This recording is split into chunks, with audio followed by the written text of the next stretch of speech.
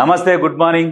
ఈ రోజు వార్తల్లోని ముఖ్యాంశాలు ఏంటంటే కక్షణ వివక్షణ, ఎందుకంత నిర్లక్ష్యం, ఫర్టిలైజర్ కోటా ఇవ్వని కేంద్రం, రాష్ట్రంలో ఏర్పడుతున్న ఎరువుల కొరత, 3 నెలల్లో రావాల్సిన యూరియా 6.60 లక్షల మెట్రిక్ టన్నులు, అయితే తెలంగాణకు సరఫరా చేసింది 3.97 లక్షల మెట్రిక్ టన్నులే. కేంద్రాన్ని కలిసి సీఎం విజ్ఞప్తి చేసినా రాని స్పందన, ఎరువుల కోటాపై స్పందించిన కేంద్ర మంత్రులు బండి కిషన్ రెడ్డి, ఫాలోఅప్ చేయడంలోనూ ఆఫీసర్ల వైఫల్యం, రైతన్నకు అవగాహన కల్పించడంలో అగ్రి అధికారుల నిర్లక్ష్యం. ఇప్పుడు బండి కిషన్ రెడ్డి ఎంతసేపటికి బీసీ రిజర్వేషన్ల మీద మాట్లాడుతున్నారు కానీ రైతులకు రావాల్సిన ఎరువుల గురించి మాత్రం మాట్లాడతలేరు. ఇప్పుడు ఏం మేజర్గా రైతులకు కావాల్సింది, ఇప్పుడు అత్యవసరంగా కావాల్సింది ఎరువులకు సంబంధించి మాత్రం మాట్లాడారు వీళ్ళు. ఆరోగ్యశ్రీ ఇంతకుముందు 5 లక్షల వరకే లిమిట్ ఉంటుండే, ఇప్పుడు తెలంగాణ రాష్ట్ర ప్రభుత్వం 10 లక్షల వరకు పెంచేసరికి ఆరోగ్యశ్రీ కింద లైన్ కడుతున్నారు హాస్పిటళ్లకు.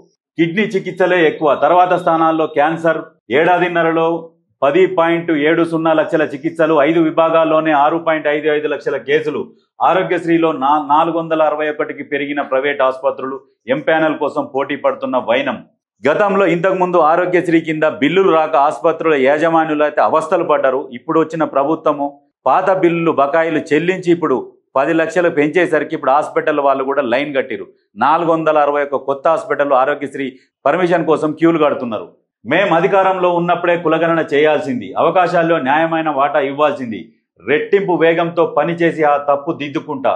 తెలంగాణ కులగణన దేశ రాజకీయాల్లో కుదుపు, విద్యా ఉద్యోగం రాజకీయాల్లో దీంతో పెనుమార్పు.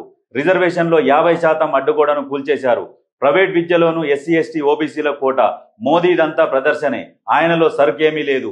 మీడియా ఆయన ఇమేజ్ని అతిగా పెంచేసింది.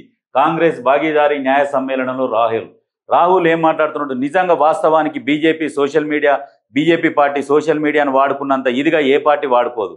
ఎంతసేపటికి డంబాచారమే. కానీ ఎందుకు మరి బీసీల మీద ఇంత వివక్ష? మరి చెయ్యాలనుకుంటే చెయ్యొచ్చు. ఎంతసేపటికి రాష్ట్రంలోనేమో ఒక పాలసీ, బీజేపీ పాలిత రాష్ట్రాలలోనేమో రిజర్వేషన్లు. మరి ఇక్కడ ఎందుకు ఇస్తలేరంటే కాంగ్రెస్ ప్రభుత్వం ఉన్నందుకు ఈ తెలంగాణ ప్రజల మీద కక్ష కడుతున్నది. ఇటువంటి మానుకొని బీసీలకు రిజర్వేషన్ కల్పించాలి. లేకుంటే తెలంగాణ ప్రజలు బీజేపీకి ఖచ్చితంగా బుద్ధి చెప్తారు, ప్రజాక్షేత్రంలో భూస్థాపితం చేస్తారు. ఇప్పుడు వచ్చే స్థానిక సంస్థల ఎలక్షన్లల్లా ఖచ్చితంగా బీజేపీకి ఒక్క ఓటు కూడా వేయకుండా బుద్ధి చెప్తే గానీ వాళ్ళు వంగి వస్తారు మన దగ్గరికి. ఇక్కడ మన బీజేపీ రాష్ట్ర అధ్యక్షుడు రామచంద్రరావు ఏం మాట్లాడుతుండు? పొన్నం లేదా మహేష్ గౌడ్ను సీఎం చేయాలి, బీసీలపై రేవంత్కున్న ప్రేమను చాటుకోవాలి. రేవంత్కు ప్రేమ ఉన్నది కాబట్టే బీసీల కోసం ఫైట్ చేస్తున్నాడు, 42% రిజర్వేషన్ కోసం కొట్లాడుతున్నాడు, కేంద్రం మెడలు వంచుతందుకు ప్రయత్నం చేస్తున్నాడు. కానీ వాళ్ళని సీఎం చేయాలనే బదులు ముందు నిన్ను వీకేయాలి. నువ్వు బీసీనా? నువ్వు బీసీ కాదుగా. నువ్వు అధ్యక్షుడు అయినాక మీ భారతీయ జనతా పార్టీ మొత్తం భూస్థాపితం అయిపోయింది తెలంగాణలో. నువ్వు మళ్ళీ వీళ్ళ మీద విమర్శలు చేస్తున్నావు. బీసీలు 46%కి ఎలా తగ్గారు?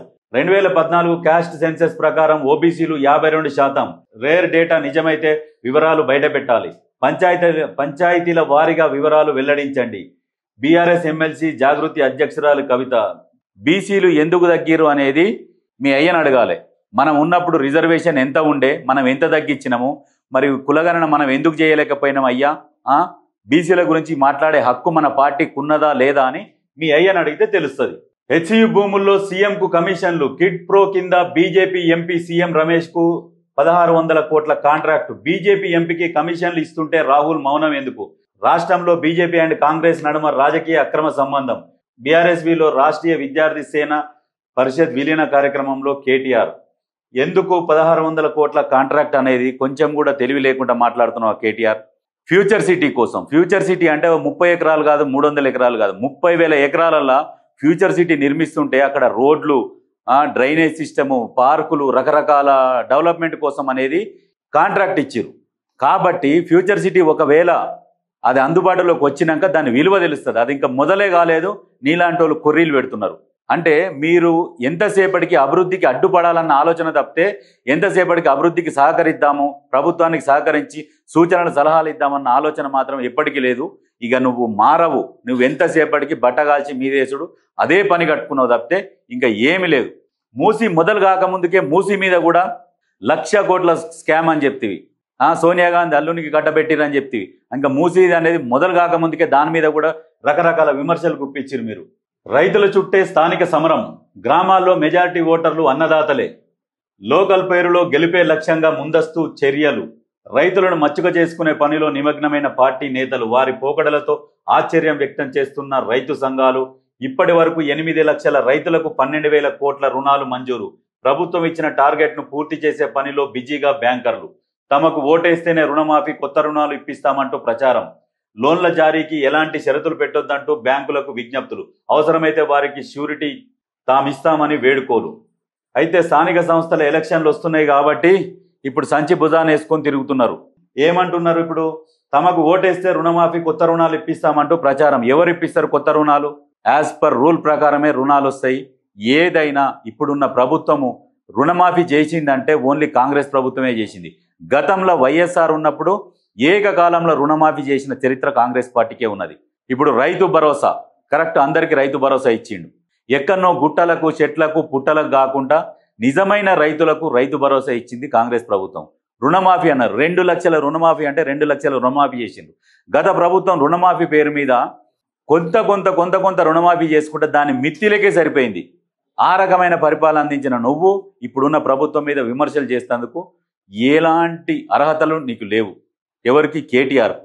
42% పూర్తిగా బీసీలకే దక్కాలి. రాజ్యాంగ విరుద్ధంగా ముస్లింలకు 10% రిజర్వేషన్ కల్పించేందుకు రాహుల్, రేవంత్ ప్రయత్నాలు. రాహుల్ గాంధీ ఏ కులం, ఏ సామాజిక వర్గం? ప్రధానిపై దిగజారుడు వ్యాఖ్యలు సబబు కాదు. కేంద్ర మంత్రి కిషన్ రెడ్డి. 42% పూర్తిగా బీసీలకే దక్కాలి అన్నప్పుడు మీరు ఫైట్ చేయాలి. మరి గుజరాత్ల, మహారాష్ట్రల, బీజేపీ పాలిత రాష్ట్రాలల్లా మరి ఎందుకు బీసీల రిజర్వేషన్ ఉన్నది? మరి ఇక్కడ ఎందుకు అమలు చేస్తలేరు? అక్కడ ఒక న్యాయం, ఇక్కడ ఒక న్యాయం. ద్వంద్వ వైఖరి. ఎందుకంటే మీరు అధికారంలోకి వస్తే మేము ఇస్తామని చెప్పేసి కొన్ని మాటలు మాట్లాడుతున్నారు కదా. మీరు అధికారంలోకి వచ్చుడో సచ్చుడో దేవుడెరుగు. 2047 దాకా మీరు కాదా ఇంకెవ్వరు కూడా రారు. ఎందుకంటే ఇప్పుడు రేవంత్ రెడ్డి అందించే పరిపాలన ఆ రకంగా ఉన్నది.